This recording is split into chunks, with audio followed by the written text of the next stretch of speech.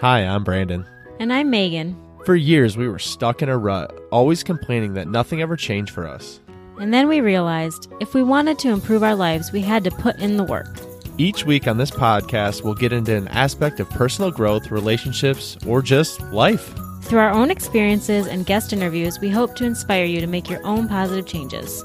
Welcome to the Fools in Love podcast.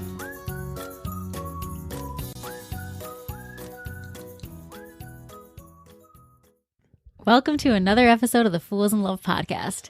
Today, we are going to talk about what we've been up to goal-wise for the first quarter of 2021. So back in early January, or maybe even December, I don't know, B, do you remember? It was probably early December. Okay. We were thinking, what could we do this year that's not quite a resolution, that's not just one major goal, but more of just how can we challenge ourselves in new and different ways throughout the course of 2021. So we came up with the idea of doing a new and different challenge every single month of the year. And we just want to talk today about how that went, what we're learning, and kind of just the importance of keeping those goals and those promises to yourself as the year progresses. Yeah, I honestly, I think I've spoken about this before, but I really hate the word, and I don't use the word hate very often, but I hate the word resolution. I just feel like it's kind of sullied and it's kind of watered down, and no one ever is going to stick to them. And so a lot of the idea of doing these monthly challenges was like, hey, rather than saying one big thing, because we've definitely done that before. Like I read 100 books a few years ago. Meg's taken on different challenges. So like I'm not against that as a whole. But if you've ever done that, or if you're currently doing that, you find that it gets a little bit old. It gets a little stagnant. Like the initial excitement of doing that thing can really kind of wear off after a decent amount of time, which is why a lot of people just give up their resolutions within the first 3 weeks. Maybe you find yourself today having had given that up at this point in the year. And so we really took on that monthly challenge, and it's really been exciting. So I'm pumped to get into it, and hopefully we can challenge you to take on something of your own. And like Meg said, the most important thing that we can say, and hopefully we can hammer in this episode, is being consistent to yourself long after the point of saying, you know, you're committed to this, but being consistent and holding yourself accountable to the fact that you're going to complete it no matter what. Because we've been in a season of our life where we sold our house, so we're essentially homeless. We're living in an Airbnb. I mean, I say homeless as a joke between us, but we're living in an Airbnb. We're very unsettled. We're in a place where we could easily have given this stuff up and no one would have held it against us. But it's in those times where you really have to push through, and I'm proud of us for pushing through. And so, Meg, why don't you lead us in with the first one we did in January? All right. So for January, we did no social Sundays. And honestly, guys, this one I thought was just going to be like so hard. And while there were a few times when my brain just accidentally like went to my phone and I'd have to be like, oh my gosh, I'm touching my phone. For the most part, my brain did not do that. And instead, when the phone was in my drawer for the day on Sundays, I loved it. I really did. Like it was so freeing.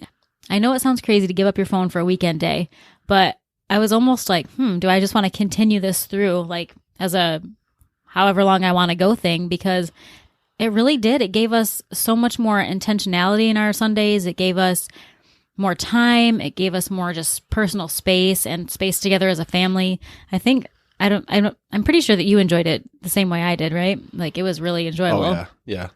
Yeah, I mean, for me, like, I know, and I'm sure y'all have experienced this, but I know how toxic social media can be. And I'm not here to have a whole harping session on it, but I will speak to my own experience. And for me, I find it can be really daunting. It can feel like it's kind of self-serving or not really serving me at all in a lot of ways. And it many times will bring me into a more negative space, a more negative thought process. So I love that you use the word free, because that's exactly the same word I was thinking of. It gave me the freedom on a Sunday to not even need to look at my phone. Matter of fact, there were many Sundays, I kid you not, y'all, my phone was like 95% full, like battery life.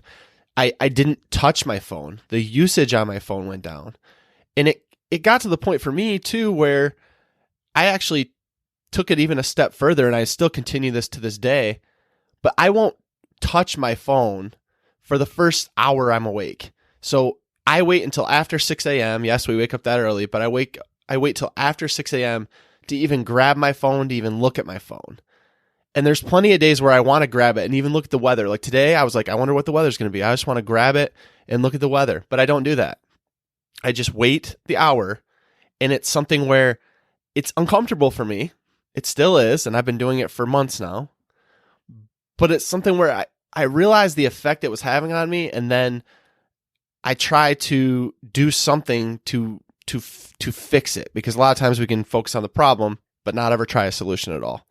And so giving up the social media on Sundays was so freeing for me. And it's something that I'll probably do again, because it's just, like Meg said, even though it seemed like it was going to be daunting and irritating, it was actually quite freeing. And one of the things that I was just thinking about is the fact that not only was I not using it for social, but even like because I just didn't have it so readily at my fingertips, I was texting less, I was communicating less. Like it became so much more about like our Sunday together as a family and as a couple than it was about like reaching out and answering every text and like initiating texts at all. Like I would respond eventually, probably most of the time. But I think just because I wasn't like actively trying to respond, like conversations just kind of died for a day, and that's okay because sometimes you need space. Obviously, my phone was on if anyone had an emergency or I needed to reach out to anybody I could have. If a friend was having a tough time, I would have reached out, but that's not what happened. We just kind of were able to do this little mini vacay almost, kind of a feel for just a day every week that just was really meant for us to connect as a family unit, and I think that's really cool. And it gave me more time to actually play with the kids, which is interesting because I don't feel like I use my phone like in front of the kids all the time, like in a way that would affect how much I can play with them or be around them. But I think just the distraction of like, okay, yes, mommy will play with you, but let me do this on my phone real quick first. Like there was none of that. And so I think that even just that gave them like more of a realization that we were being really, really there for them. And there was no like, let me do this first or let me go do that first kind of a feel like there would probably usually be, if I'm being honest. Mm-hmm. Yeah, there's just like, for me, it was like an intentionality, like you said. I mean, it was being present in the moment, because our devices have a good way of pulling us away from what's right in front of us. And a lot of times I just pick it up. And for me personally, I'll just be honest with y'all, it's a distraction. It's a distraction from everyday life. Those endorphins pumping, it's that dopamine hit. It's just trying to escape from something. So by using that escapism, I'm actually also escaping from the things that should be important to me and that should be at the forefront, like you, like the kids, like the things that are right in front of me at the time. And it just allowed me to be present in the moment rather than being a prisoner to my technology. I was present in the moment. I wanted to follow up on something you said earlier. You had said that, number one, it's a distraction for you. And you also talked about not checking the weather right now until 6 a.m. because like you're trying not to use your phone. So is it really the fear that once you pick up your phone to check the weather, you're going to go down the rabbit hole? Is that why you're not even allowing yourself to check the weather? Or you could just check the weather and be fine, but you're not doing that. So no, it's definitely getting pulled down the rabbit hole. There's the potential to get pulled in, even though I want to believe my willpower is strong enough to not have me get pulled in. But the problem is our phones are set up with 1,000 alerts. And so like when I pick up my phone, even if I'm looking at the weather, there's 10,000 alerts that have come up overnight that I'm naturally going to see and are naturally going to pull me into a place that I don't want to be.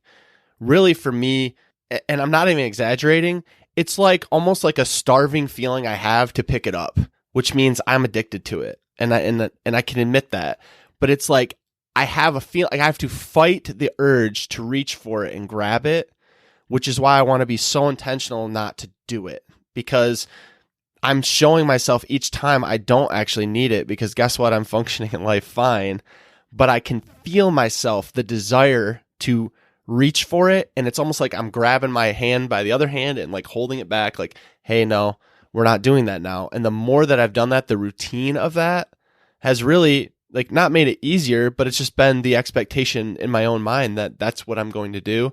And it's really made my mornings a lot more relaxing, made my mornings able to set up my day a lot better. And, we're huge about, morning routine, having things set up. We've kind of fallen off of that with all this craziness, but this is some of the things we've kept in place. But I mean, I'd invite you to try it if Oh, you really want to definitely. know. Like, give it a shot. And I would say you didn't have to do it for like a whole month. Maybe you just do it for, A day. a day. Just give it a shot. Maybe tomorrow, maybe this weekend, who knows? It's holiday weekend coming up. Maybe you'll decide that that'll be the time to take a little respite from it. But I'm telling you, it's life-giving. It is really life-giving. So why don't we move on to the next one? Okay, so for February, we didn't take anything away from ourselves. We actually added two. And what we did was we decided we were going to write 20 minutes a day. And we had kind of mixed opinions on this one because Brandon will tell you a different story than I will. But what I ended up using my time for specifically was to start writing a book. And I honestly was floored by how far I got because even though it was 20 minutes a day, it was 20 minutes every single day, which I've never in my life done, honestly. Like, I've never been so disciplined. I've never done something so regularly. If I would have ever tried this before, I would have written for 40 minutes one day and then not picked up, the computer for another week or whatever. So it was just very cool to have almost like a forced way to do something, which I got a lot done. It was really cool. Yeah, for me, I've always read and I've always heard and I've always listened to podcasts and I've always had people talk about the fact that writing can be extremely helpful. And so when we were setting out the calendar for things to do, I was like, let's do that. Let's force ourselves to do that. And honestly, I had a hard time with it. It didn't really do it for me, and that's okay. It doesn't mean that it wouldn't do it for you. Obviously, Meg had a completely different experience. For me, I almost felt like I was just rambling, like I had no purpose of writing. And so I was just kind of doing a mind dump. And because we had set a time limit on it each day, it became more difficult. Maybe if I would have taken away the time constraint and just kind of more fluidly wrote, and when I felt like I was done, I would be done. And really, just to give it some context, you were writing toward a purpose of a book. I was writing toward just getting my thoughts on paper. Right. And You were so, almost trying to start journaling. yeah. And so it was a little bit of a different scenario. I will say I did it pretty much every day. I won't even say I did it every day, but I did it almost every day. And in that time, I was able to reflect. I was able to get thoughts down. Honestly, it wasn't really for me. I don't know that I would continue it, but I'm not saying I wouldn't in the future. And also, I know a ton of people that it helps. So if it's something that helps you, or even if you don't know that it will, it's worth giving it a shot, because anything that can get you able to get yourself thinking or on the right form, or maybe just dumping that stuff out of your mind so you don't need to have it or carry it in that heavy backpack anymore, it might be worth it for you. It just, honestly, it wasn't for me. Did you find you had to almost lie to your journal, sort of? Were you feeling like you just held back from that, or did you just dump everything? We have a pretty, I feel honest relationship at this point of our relationship where that I'm not going to go looking at your journal. I know where it's at. I know right now where it's at, but I'm never going to crack that sucker open. Maybe if you die and you told me before you died that I could look at it, maybe then. But even then I'd be I don't know. That seems pretty personal. Well, I don't want to say I would lie, but I guess I wouldn't. Yeah, I guess it's a lie. I wouldn't tell the full truth, because if you want the morbid truth about it, I was if I die and Meg reads this, she's going to think I was a rambling, insane person, or that I even had these thoughts. And like you said, we're really good at communicating things, but there's also a lot of things that I don't necessarily tell you, because I'm not going to burden you with the craziness going on in my own mind, on everything that could be happening. Oh, yeah. Trust me, he burdens me with the craziness, y'all. Well, yeah, but the thing is, you still, as open as we are, as vulnerable as we are, as much as we preach vulnerability, you also there's some things that you just keep in, and there's some things that I struggle with. I've talked about this before as a man, carrying a burden, carrying the stuff for our family. A lot of the stuff with our house, I'm carrying more of, because I know that I don't want it to burden you, even though it still does. I carry on that on my shoulders as the fixer, as the doer, and I get that that's not supposed to be the way it is, but that's the way I'm built, and that's my conditioning. And so I'm trying to break through that conditioning. But the number one thing with that is just awareness. But Yeah. that honestly was it. I was able to say a lot, and if you went and read it, I know you won't, but if you went and read it, you would see a lot of like deep thought and reflection. It wasn't so much for me writing it. I can think through those things, and I do a really good job in my head, as you know, of just thinking through all the different scenarios without actually putting pen to paper. But it doesn't mean that I'm not reflecting. It's just the process of writing it wasn't for me, but I loved the reflection piece of it. Right. And you're really, like you said, you're really like a deep thinker, and you can do a lot of that in your head. And then when you are ready to share, you've already thought those things through, and then you're ready to share them with a person. Like if it's me, then you can come and be like, hey, Meg, I've got 16 things I'd like to discuss with you. Ready, set, go. Yeah, I'm the worst at dumping things on you. I know that, but but I think it would be, I don't know. I feel like if I would have had like just journaling, I think I would have been good with it to a point, because I used to definitely journal in my younger years. But I think I would have struggled a little bit more because, like you said, I was writing with a purpose. Like I had a specific thing that I was going for, a specific goal in mind. Like I was paying attention to word count and everything, and the chapters that I knew I had laid out. So I think that we definitely had a different experience. And I'm wondering now, like if I had just been journaling, would I have loved it and felt so accomplished? Probably not. Yeah, and we'd love to hear from y'all. Just to pop in here real quick, like if you find journaling to be helpful, what specifically about it do you like, and what are some things maybe I could try? Because I'm always open to suggestions. Are there things that I could try that maybe I missed? Maybe I didn't give it enough time. Maybe a month of time wasn't enough to get into the practice of doing it. Maybe it was the time limit I set on myself. I don't know, but if y'all have some ideas, feel free to DM us at The Fools in Love. And then we'll move on to the next. And this one, I mean, I really didn't think it would be as challenging as it seems to be, just based on the season of life that we're in. And it was giving up alcohol. So we've had a dry month this month for the month of March. And when I set that on the calendar, to be honest, I thought we'd long be in our home by now, that we wouldn't be struggling with this stuff, that we wouldn't be struggling with some of the other things that have kind of been put in front of us, that we wouldn't be having any date nights, because that made it tough too. Because like we really aren't like regular drinkers. I mean, I'm not really trying to say you should have like a limit or anything else. I mean, I'm just saying from our own experience, like we don't really have it that often. It's not like a daily thing for us, but like when we do, we like to just like, have an at-home date night and make a margarita, or like, when we go out on a date night, we like to have something, or, if you've had, I'm not saying you should use it to cope, but if you've had like an extremely hard day, sometimes you just, to take the edge off, I will have a drink.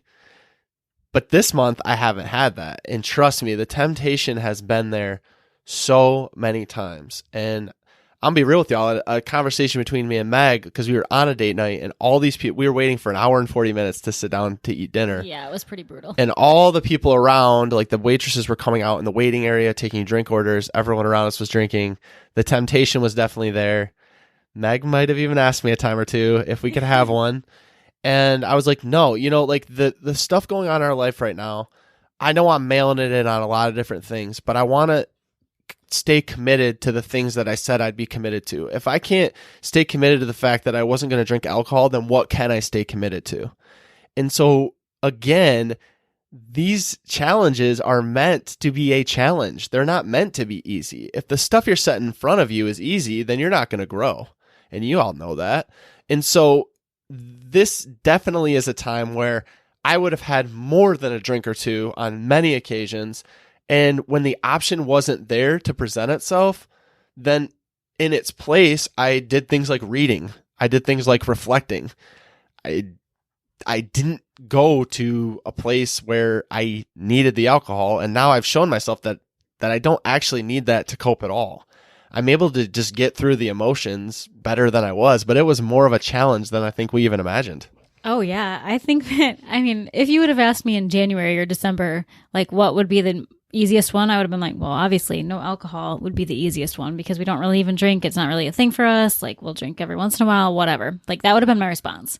But then we've done 3 months of challenges, and I'm here to say that for whatever reason, maybe it's just the season of life that we are in right now, this one was the toughest for me out of all three, because I don't know. It's not that I think that I need it, but I just feel like maybe there were some moments in the month of March where it would have been really nice to have it. Like we ended up going on a real date night, like Brandon said, and like that would have been fun to have a drink or two.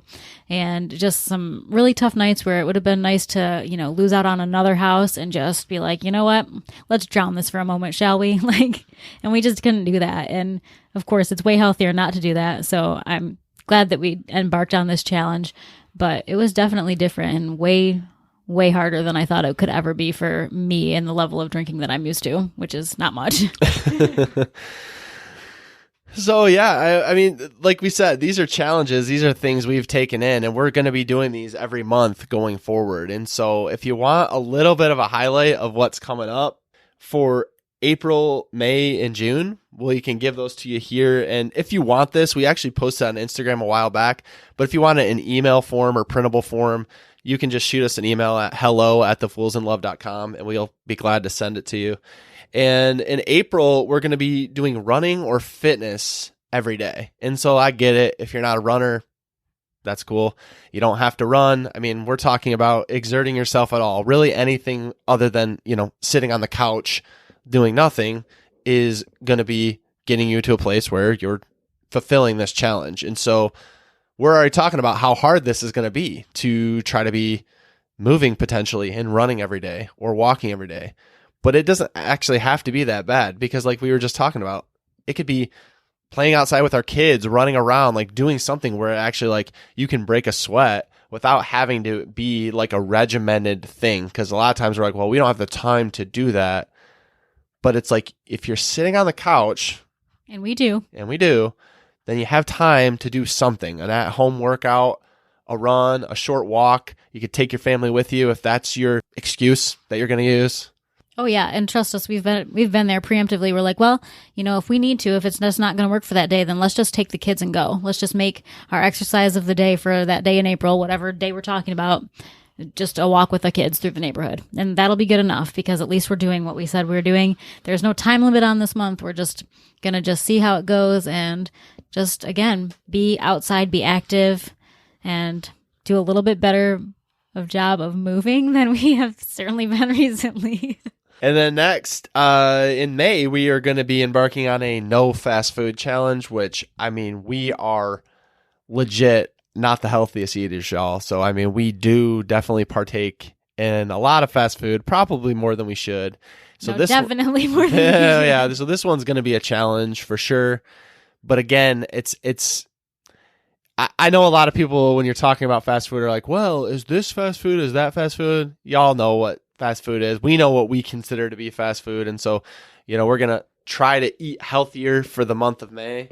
And then moving forward to the month of June, again, we're on some kind of health kick, but it's no treats, which is just anything you consider a treat for the month of June would be out for us. And so we'll let you know how that all goes. But really, ultimately, like we've already said, it's staying committed to what you said you were going to do long after the excitement of like making that decision. And so every time that you do this, and I think Meg would agree, but every time you do this, it's like another notch on your belt of like doing things and picking yourself up, dusting yourself off, showing yourself the things you're capable of. Because like we've said, each of these things we thought, oh man, this is going to be hard. I don't know if we can do it, but each one we've done, and we'll continue to do each month. And it's almost nice with the monthly challenge, because you show yourself each month, you reinvigorate yourself with the fact that, hey, this is a new challenge. I'm taking on this one and I can do that, rather than, falling behind or falling off the wagon and then giving up until 2022. Yeah. So we're definitely excited to see what Q2 holds for us as far as these challenges and in life in general, honestly. And we hope that you'll join us and show yourself what you can do. Hey, B, what did you think of that episode? I think it was pretty dang good. Well, what should someone do if they enjoyed these last 30 minutes? They should probably head over and leave us a review so we can reach more people. They definitely should. Guys, if you like the Fools in Love podcast, please go follow us over on Instagram at Fools in Love Podcast. We'd love to connect with you and learn more about what you'd like to hear.